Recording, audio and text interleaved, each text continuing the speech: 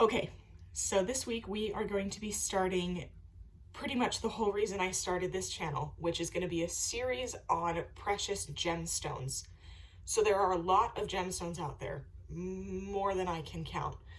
There are some that are really popular and really well known, so people are going to have a lot more questions about those. So there will be a few gemstones that have multiple videos, like 2 or 3.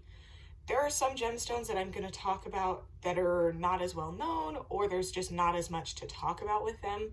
So there will be some that just have one video and that will be all there is. This week though, I am going to start talking about opals. When I tell people that I'm studying gemology, that's probably the second or third gem to come up in conversation after like diamonds and sapphires. I get a lot of people in the store where I work asking about opals. It's a really popular gemstone. People love opals. So I'm going to really briefly explain the difference between common and precious opal, and then I'm going to talk a little bit about how opal gets its color and how it gets that kind of patchwork of iridescence. So common opal, as you might have guessed, is really commonly found. It's really easy to find growing in the earth naturally. The thing is, it comes in colors. It does. You can find like red or blue or pink, but it doesn't have that iridescence. It doesn't have any flashes of color to it, any individual spots. And so it's really pretty, but it's not particularly precious. It's not particularly expensive in the jewelry industry because, to be honest, it looks a little bit soapy, I would say. And so you can leave it as is, or you can facet it. That's how you refer to polishing stones into certain shapes. Now, precious opal is the opal that you see in jewelry. Precious opal has that kind of patchwork of color. It has those flashes of iridescence. So I hear a lot of people ask, including my sister, how opal gets its color.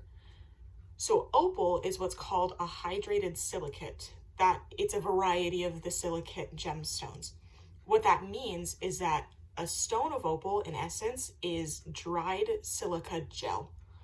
So imagine the little packs that you get in your box of shoes. They're filled with the little silica beads.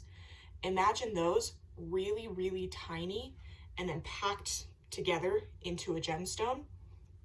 More or less, that is an opal.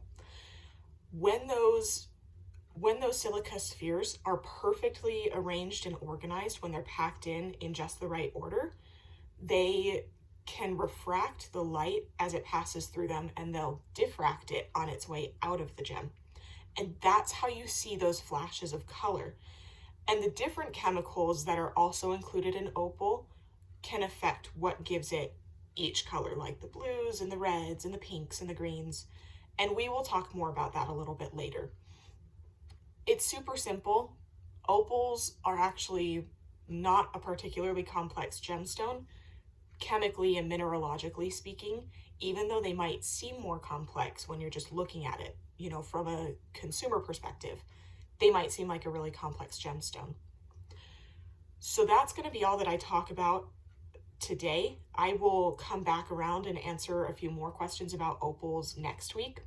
If you have any other questions or suggestions or future gemstones that you want to hear about, please put them in the comments below. As always, like and subscribe and tell your friends and tell them to do the same so that I have ideas, so that everybody's getting as excited as I am about these gemstones. And I will be back next week.